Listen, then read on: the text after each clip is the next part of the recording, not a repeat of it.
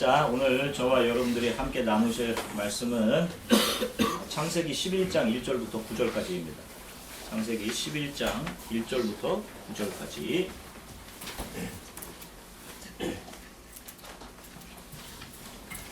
자, 저와 여러분들이 함께 하나님의 말씀을 읽으시겠습니다. 온 땅에 언어가 하나요, 말이 하나였더라. 이에 그들이 동방으로 옮기다가 신할 평지를 만나 거기 합류하며 서로 말하되, 자, 벽돌을 만들어 견고히 굽자 하고, 이에 벽돌로 돌을 대신하며 역청으로 지붕을 대신하고, 또 말하되, 자, 성읍과 탑을 건설하여 그 탑 꼭대기를 하늘에 닿게 하여 우리 이름을 내고 온 지면에 흩어짐을 면하자 하였더니, 여호와께서 사람들이 건설하는 그 성읍과 탑을 보려고 내려오셨더라.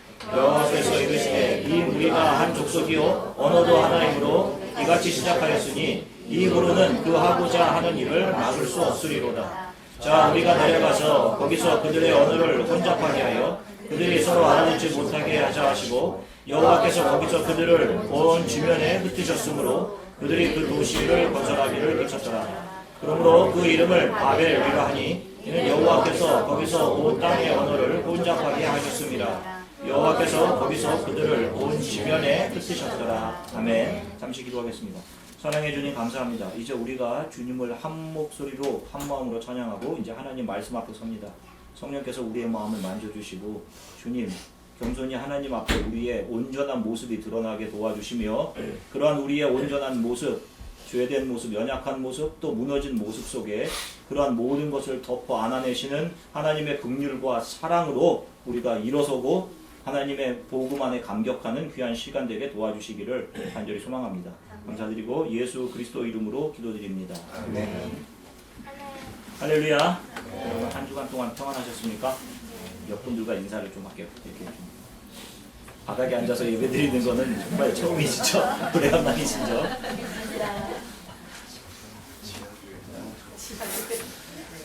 아마 처음 교회가, 초기 교회가 이렇게 모였지 않았을까 싶습니다. 집에서 이렇게 모이지 않았을까 싶고, 또 미리 좀 밥을 준비해 놓을 걸 그랬어요. 그럴 줄 알았으면 좋겠고. 자, 오늘은 창세기 11장 바벨 사건을 중심으로 하나님 말씀을 좀 증거하도록 하겠습니다. 창세기 11장은 홍수 심판으로부터 약 200년이 지난 후 인간의 역사를 기록하고 있습니다. 홍수 심판 후 인간들이 땅에 정착하게 살아가게 되면서 그들에 의해 만들어지는 지식과 기술 또한 축적이 되어 갔을 거예요. 200년 동안. 오늘 본문에 등장하는 벽돌이 그 증거 중에 하나입니다. 당시 사람들은 흙을 개어 발라서 집이나 성을 만들었어요. 고대. 그런데 오늘 본문에는 사람들이 바벨이라는 성을 짓게 되었는데 그 성의 재료가 벽돌이었다라고 말하고 있습니다. 벽돌은 흙과 짚을 섞어서 일정한 크기로 잘라내어 불에 구워낸 단단한 재료예요. 이 벽돌의 발견은 종이의 발견과 견줄 만큼 건축의 역사에서는 획기적인 것이었는데, 이것이 바벨성을 쌓아 올릴 때 사용되었다는 것입니다. 게다가 벽돌 틈틈에다 아스팔트, 역청을 발라 방수 처리할 수 있는 능력까지 있어서 그들은 견고한 성을 축성할 수 있는 기술을 보유하게 되었어요. 그런데 그런 지식과 기술을 가진 인간들이 했던 일이 무엇인가 하면 바로 오늘 본문에 나오는 바벨이라는 성을 건축하는 일이었습니다. 아니, 무슨 성을 건축하는 일이 나쁜 일입니까? 아니죠. 그런데 오늘 본문을 보면 그들이 왜 그들의 모든 지식과 축적된 기술을 가지고 지어 올린 바벨이 하나님이 기뻐하시지 않는 일이었는지를 말씀하고 있습니다. 그것이 오늘 본문 4절에 나오는데 4절을 함께 읽으시겠습니다. 또 말하되, 자, 성읍과 탑을 건설하여 그 탑 꼭대기를 하늘에 닿게 하여 우리 이름을 내고 온 지면에 흩어짐을 면하자 하였더니. 자, 보세요. 여기 바벨탑의 목적이 정확하게 나와 있습니다. 그들이 쌓아올린 지식과 진보된 기술을 가지고 무엇을 위해 사용했냐 하면 우리 인간의 이름을 내는 것에 사용을 했어요. 인간의 위대함을 신과 역사 앞에서 자랑하는 것이 그들이 지금까지 보유하고 축적해왔던 지식과 기술을 사용하는 이유였습니다. 목적이었어요. 인본주의죠. AD 40년경에 활동한 알렉산드리아의 유대인 철학자 필로에 의하면 당시 사람들이 바벨을 건축하면서 벽돌 한 장 한 장에 자기들의 이름을 새겨 넣었다고 합니다. 실제로. 그러니까 홍수 심판이 지나고 불과 200년 동안 하나님 앞에서 홍수 심판 내리신 그 하나님 앞에서 반성과 겸손함으로 채워진 역사를 그들이 살아간 것이 아니라 그들은 하나님같이 높아지고자 하는 삶, 그리고 역사에 자신들의 이름, 넓게 말하면 모든 인간들의 이름을 높이기 위한 삶을 살았다는 것이에요. 그 목적을 위해 공부해서 기술과 지식을 축적하며 살았던 겁니다. 지금 시대를 살아가고 있는 우리들이 공부하고 살아가는 목적을 잘 살펴보아야 해요. 이 역사의 흐름은 인간 자신들의 이름을 높이며 더 나아가 인간이 하나님의 자리를 대치하는 조류를 타고 흘러가고 있습니다. 이게 역사가 흘러가는 방향이에요. 하나님과 정반대하는, 하나님과 대치되는 반대 방향입니다. 저와 여러분들도 크리스찬으로 이 조류에 몸을 싣고 살아가고 있는 중이에요. 그래서 이 땅에 스스로를 크리스천이라고 하는데도 신앙을 이 땅에서 자기 자신이 성공하고 자신의 명성이 높아지는 수단으로 사용하는 자들이 많은 이유가 바로 이 이유 때문에 그런 겁니다. 크리스천은 이런 역사의 조류 속에서 이것을 역행하는 자들이에요.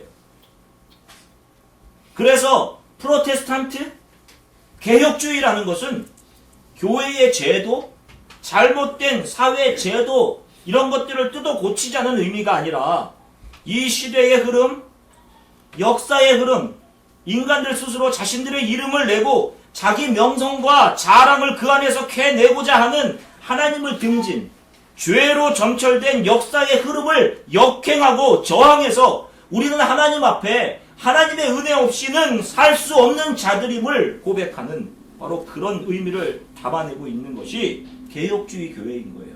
개혁주의를 오해하면 안 돼요. 눈에 보이는 사회의 제도와 이런 것들을 개혁하자는 게 개혁주의가 아닌 겁니다.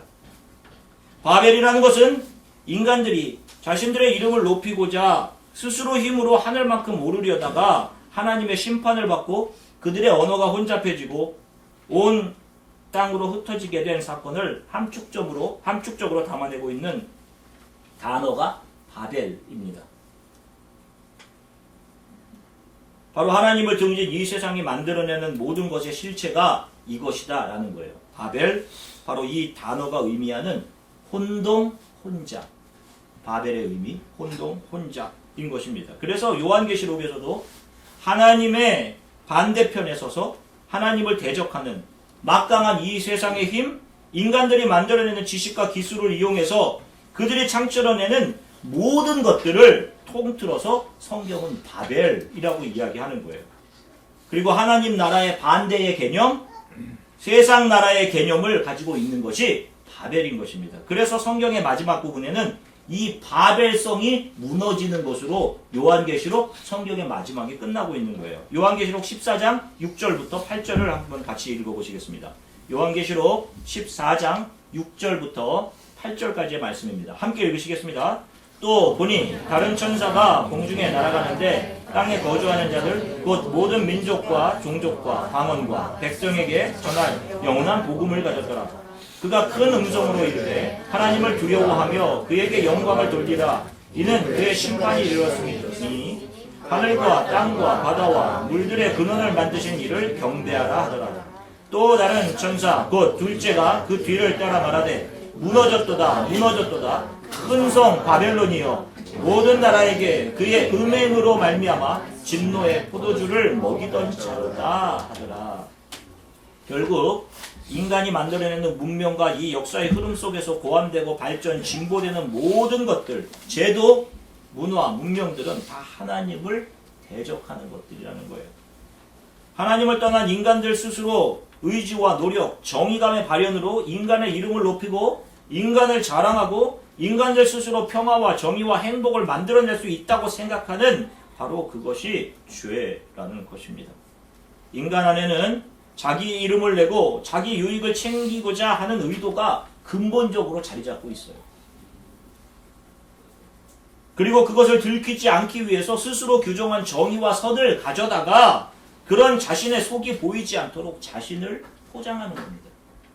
그리고 자기를 정의롭다라고 하는 거예요. 결국 성경을 토대로 보면 이 역사는 모든 인간들의 자기 이름 내기로 점철되어 있는 것입니다. 심지어 선하고 정의로운 일을 한다고 하면서 그 일을 어떻게 해서든 자랑해내고야 마는 것이 인간이에요. 그래서 꼭 자신이 한 일을 한 장의 인증샷으로 남겨서 내가 이런 일을 했다. SNS에 올리는 것이죠. 그런 사실을 알려야 하는 존재들인 겁니다. 정의로운 일이 주목적이 아니라 내가 그 일을 했다는 것을 다른 사람이 알아주는 것, 그리고 나는 다른 이들보다 더 정의롭고 선한 존재다라는 것을 챙기는 것. 그것이 목적이에요. 결국 자기 이름 내기, 이런 것이 바로 바벨 쌓기인 것입니다. 여기 유아의 병동을 가보아도 병동 이름이 사람 이름으로 지어진 것이 대부분이에요. 파파존 빌딩이라고 하는 것, 그런 것들이죠, 이름. 그 병원에서 기념비적인 일을 한 사람, 그 병동을 짓기 위해서 많은 후원을 한 사람, 아마 그런 사람들의 이름을 따라쳤을 겁니다. 코랄베 도서관에 가보아도 현관에 보면 그 도서관을 건립하기 위해 도네이션 한 사람들의 이름이 한쪽 벽면에 벽돌 같은 패에 쭉 적혀져 있습니다. 참 재미있는 것은 많이 돈을 낸 사람은 금패 위에 적혀 있어요. 금패는 아니지만 금색으로 칠했죠. 그 밑에는 은, 그 밑에는 동입니다. 색깔의 차이가 있어요. 패를 바라보면서 한참 동안 패를 바라보면 동패 위에 이름 적힌 사람은 기부하고도 기분이 조금 좋지 않을 수도 있겠다. 이런 생각을 합니다. 그러면 금패 위에 적힌 이름들이 억울하면 너도 조금 더 내서 금패 위로 올라와라 라고 손짓하는 것 같아요. 그렇게 보여집니다. 그걸 보면. 이름이라는 것은요, 그 이름을 부여받는 대상의 정체성을 나타내 주는 겁니다. 이름이요.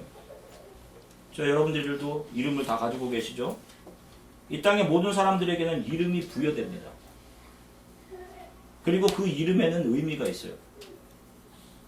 저의 이름에도 의미가 있습니다. 저는 빛날 형자의 문체날 우. 저의 이름을 해석하면 역사의 길이 빛나고 남을 인물이 되라는 뜻에서 저희 아버지께서 지어주신 인물인데 지금 저를 보면 전혀 그런 삶을 살고 있지 못하는 것 같아요. 모든 이름에는 반드시 그 이름의 부여자가 있습니다. 이름을 자기 스스로 부여하지 않죠. 어떤 의미의 이름을 누구로부터 부여받는 겁니다. 그래서 부여자에 따라 담겨지는 의미가 달라져요. 대부분 부모님으로부터 이름을 부여받으셨을 겁니다. 여러분들의 이름은 어떤 의미가 있으세요?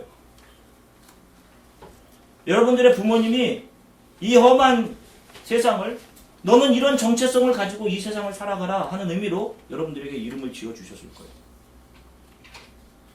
최씨 집안에서 오래 살아라 라고 장수라고 이름을 붙여줍니다. 최장수. 최고로 오래 사는 거죠. 우리 최영훈, 정승훈 집사 부부는 태아명을 긍휼이라고 줬다고 해요. 이제 1월 달에 얼굴을 볼 텐데.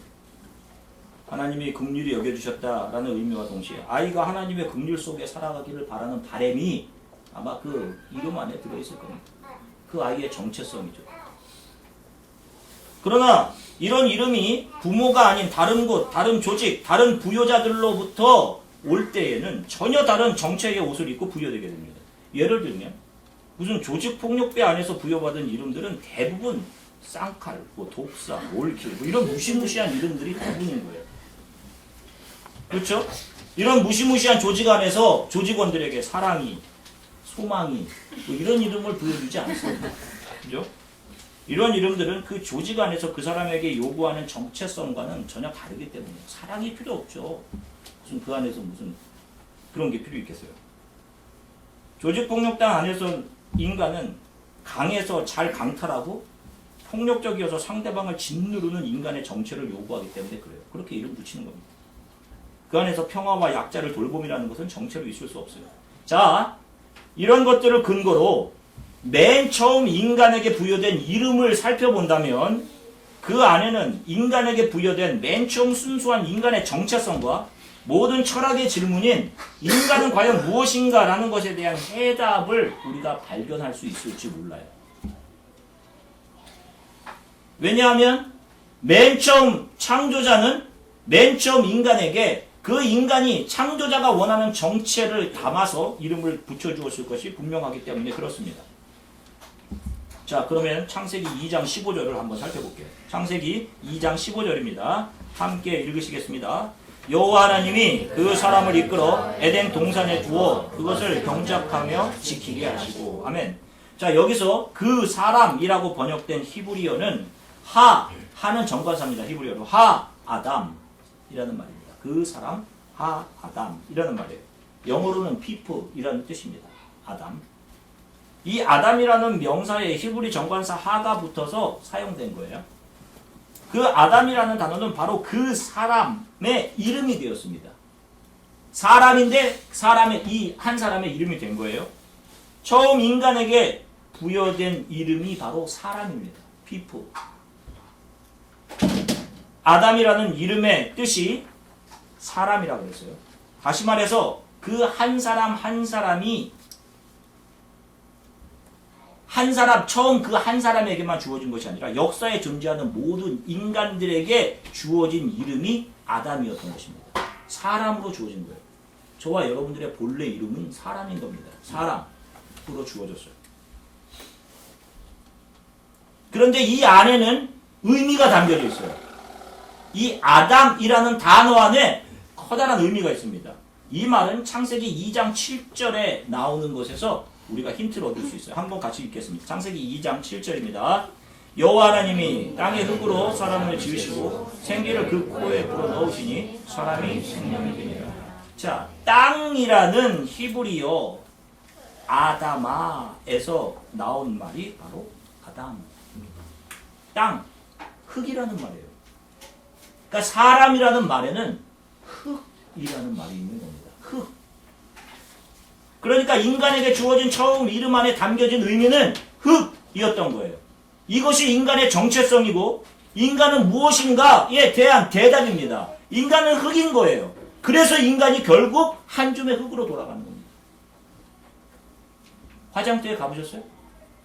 한 줌의 흙으로 나옵니다. 한 줌의 흙. 흙이 자신의 힘으로 무엇을 할 수 있겠습니까? 흙이. 죽은 흙, 시체가 남기는 것은 악취고 혼돈인 거죠. 자, 그런데 하나님이 이 아담에게 돕는 배필을 주시죠. 그런데 그 돕는 배필을 어떻게 창조해내시냐면 아담이 깊이 잠든 상태, 다시 말하면 죽은 상태에서 그로부터 생명을 뽑아내십니다. 그 아담이 죽은 상태에서 태어난 것이 하와예요. 그 하와는 생명이라는 의미를 가지고 있습니다. 그 이름 안에. 사람은 흙이에요. 흙은 결국 흙으로 돌아가는 존재입니다. 죽은 거예요. 이것이 모든 사람에게 붙여진 실제 이름이에요. 그러나 그 죽은 것으로부터 생명이 나옵니다. 언제 생명이 나오게 되느냐? 아담을 죽게 한 상태에서, 깊이 잠들게 한 상태에서 생명을 뽑아내신 겁니다. 성경은 예수께서 두 번째 아담으로 오셔서 모든 인간들을 살려내셨다, 이런 말씀을 하세요. 고린도전서 15장 22절입니다. 고린도전서 15장 22절 함께 읽으시겠습니다. 아담 안에서 모든 사람이 죽은 것 같이 그리스도 안에서 모든 사람이 삶을 얻으리라. 아멘. 예수 그리스도를 두 번째 아담으로 여기신단 말이에요. 그 아담의 죽음으로 인해서 태어난 자들이 바로 성도들인 겁니다. 크리스천 교회인 거예요. 그 생명 하와가 상징하는 것 바로 교회, 예수 그리스도 안에서 거듭난 모든 성도들을 가리키는 겁니다. 그래서 교회는 예수의 생명을 가진 자들의 모임이 되는 거예요. 성도는 세상에 대해 죽고 예수로 살아나 예수를 따르는 자들입니다. 자신이 따라가던 세상의 부와 명예와 돈, 그리고 자기 자랑, 자기 존재의 증명을 목적으로 살아가던 상태에서 죽고 예수 안에서 영원한 구원을 발견한 자들이에요. 그래서 이 사람들은 이 세상을 사랑할 수 없는 겁니다. 사랑하려도 사랑할 수가 없는 거예요. 그래서 그들은 삶의 매 순간마다 no turning back, 세상으로 돌아갈 수 없습니다. 이 고백을 하며 살아가는 거예요. 세상과 하나님을 동시에 추구하거나 사랑할 수 없어요. 이것이 믿음입니다. 내가 세상에서 잃어버려지고 무너져도 예수를 놓지 않겠습니다 하며 살아가는 거예요. 이 역사를 보면서 우리가 이 사실을 배우는 겁니다. 성경이 가르치고 있는 진리가 이거예요. 성경은 보라, 하나님을 떠난 너희 흙들이 무엇을 만들어내는지, 이 역사 속에서 너희들이 만들어내는 것이 무엇인지 봐라 하는 겁니다. 그것이 바로 너희들이 볼 때에는 진보된 문명 제도라고 생각하지만 그게 바로 바벨들이고 혼동들이다. 너희들의 이름 내기이고 하나님 되고자 하는 것이다 라고 하는 것을 이 역사 속에서 저와 여러분들에게 보여주시는 거예요. 지금 우리 주변에 나타나고 있는 우리나라와 이 미국에서 일어나는 이 일련의 사건들을 통해서도 우리에게 보여주시는 것이 바로 이겁니다. 그리고 이러한 사건들을 눈으로 바라보며 이 하나님의 말씀을 통해 이런 상황을 깨달은 자들이 그렇군요 주님. 보십시오. 제 안에 어쩌면 이렇게 선한 것이 하나도 없나요? 이런 저를 긍휼히 여겨주십시오 라고 하나님을 부를 때 하나님은 우리를 그분의 사랑과 긍휼로 안아주시는 것, 흑인 우리들에게 예수의 생명을 다시 불어넣어 살려내어서 하나님의 자녀로 일으켜내시고 하나님의 나라를 믿음의 눈으로 바라보며 살아가도록 하시는 것이 바로 성경에 기록된 복음의 내용들인 것입니다. 이 세상은 크리스천들에게 어떠한 의미일까요? 그 안에서 자신을 발견하는 것이요. 이 세상이 만들어내는 문명, 제도, 심지어는 부조리 안에서도 우리는 우리의 본연의 이름, 우리가 아담이었구나. 그 인간의 이름을 발견하고 인간은 흙이었음을 자각하는 거예요. 역사는 그 안에서 다른 흙보다 내가 더 정의롭고 의롭다는 것을 발견하고 증명해가는 장이 아닌 것입니다. 죽은 흙이 무엇을 자랑하겠어요? 다 똑같은 흙인데 허물과 죄로 죽은 상태인데 허물과 죽은 죄로 배출해내는 모든 것이 오만함이구나. 죄이구나. 이걸 발견하는 겁니다. 여러분들은 크리스천들입니다. 제게 와서 저는 크리스천이에요 목사님 라고 하는 분들도 있어요. 그러면 크리스천으로서 무엇이 하나님을 기쁘시게 하는 것이라고 생각하세요 여러분? 성공하는 것? 여러분들이 무엇인가 하는 것? 성공하는 것? 여러분들이 이름이 세상에서 높아지는 것? 그런 것들은 이 세상에서 여러분들의 이름 내기, 여러분들이 원하는 것에 불과하는 거잖아요. 그런 것이 바벨인 것 아닙니까? 신앙생활하면서 신앙을 자기 기분 새롭게 해주고 지금 힘든 상황을 모면하게 해주고 위로해주고 하는 명상의 종교로 생각하시는 분들이 있어요. 그런 것은 기독교가 아닌 겁니다.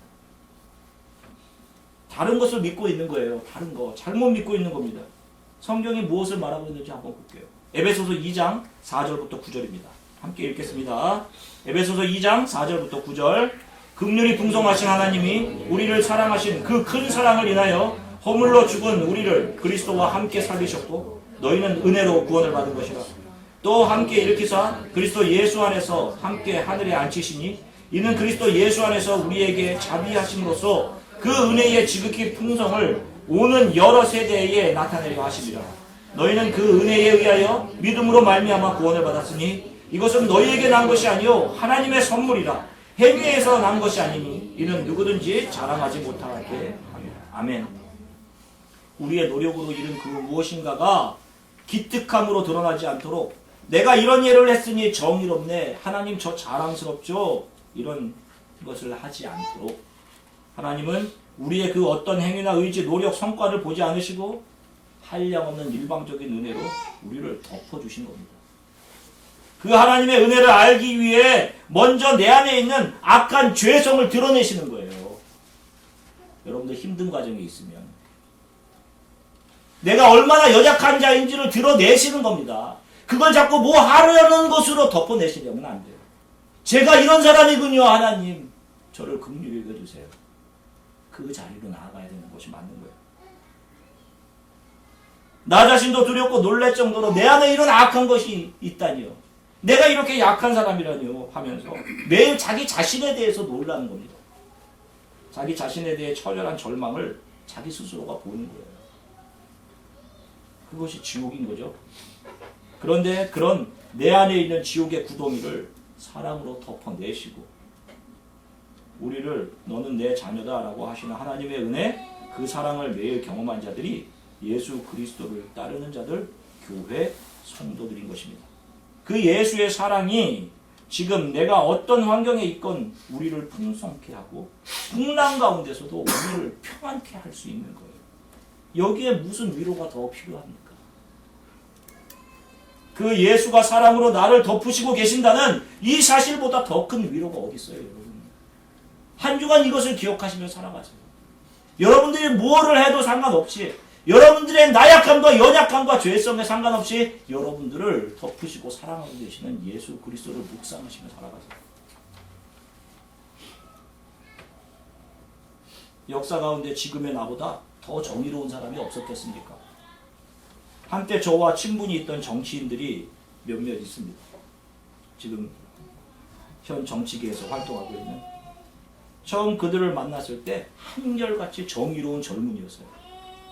저와 비슷한 나이 또래에 민주주의를 위해 자신의 삶을 희생할 각오를 가졌던 사람들이었습니다. 밤을 새가면서 같이 이야기했던 적도 있어요. 이런 이들이 지금 보면 죄송합니다. 하나같이 야비해지고 거만해져 있습니다. 그래서 만나고 싶지가 않아요. 예전에 순수했던 그 마음들, 함께 밤을 새며 추구했던 이상들, 민주주의에 대한 이상들이 없어요. 일본은 민주주의를 이야기하고 있죠. 자유와 평등을 골격으로 하는 민주주의를 위해 목숨까지 내놓겠다던 자들이 자신과 다른 이들을 이해하지 못합니다. 아니, 자유와 평등이 이념인 것인데 왜 다른 사람들을 이해하지 못해요? 적으로 뭐냐 말이에요.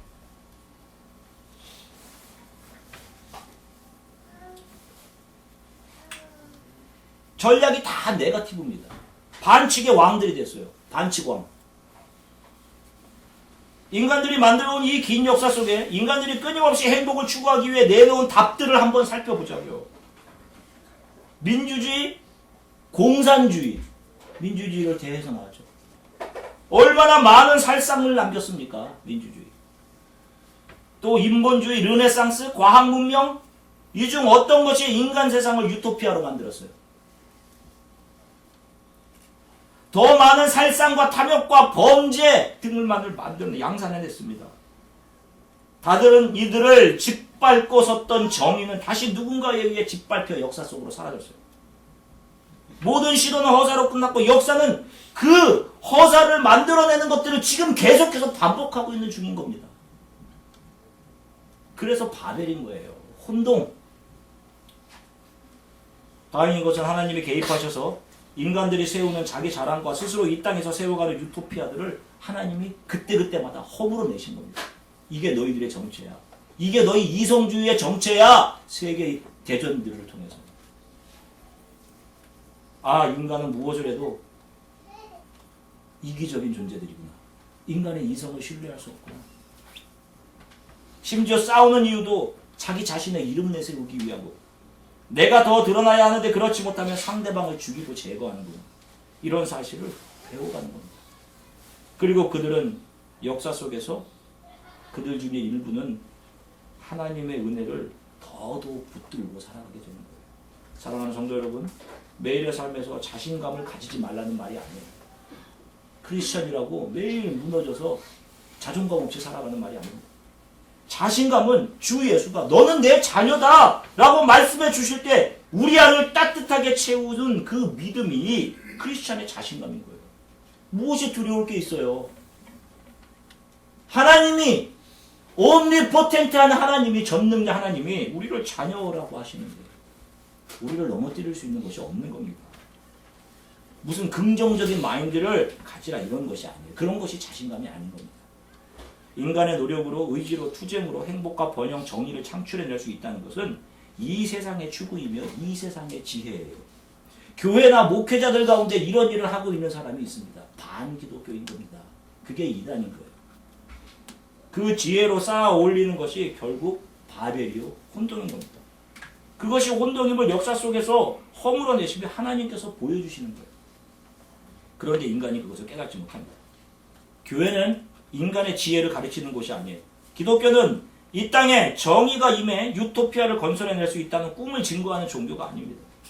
인간은 그런 능력이 없는 자들이기 때문에 그것이 성령에 의해 드러나는 것이 기독교의 회심인 겁니다. 기독교에 처음 입문하는, 처음 인간에게 주어졌던 그 정체성, 그 이름, 아담, 사람, 우리가 흑임을 알게 하는 것이 기독교인 거예요. 그렇게 인간의 죄성과 하나님 앞에서의 무능함이 드러날 때 그 죄와 무능, 허물이 은혜로 덮여져 용서되고 생명으로 거듭나는 것을 보게 되며, 거기서 영원 속에서 우리를 부르고 계시는 하나님의 나라를 믿음의 눈으로 분명하게 바라보며, 아, 내가 전부라고 생각했던 이 세상 나라는 바벨이었구나. 이 세상은 내가 사랑할 것이 아니구나. 나의 소망은 하나님께만 있구나. 이것을 깨닫는 겁니다. 이런 매일의 깨달음 가운데 하나님이 주시는 소망으로 세상을 넉넉히 이기며 살아가는 주안의 교회 성도들이 되시기를 주 예수 그리스도의 이름으로 간절히 축원합니다. 잠시 함께 기도할게요. 하나님, 저는 흑입니다. 제 이름은 번영도 아니고 잘됨도 아니고 제 이름은 흑 아담입니다. 허물과 죄로 죽은 죄인입니다. 믿음이 있다고 하지만 늘 실패하는 자입니다.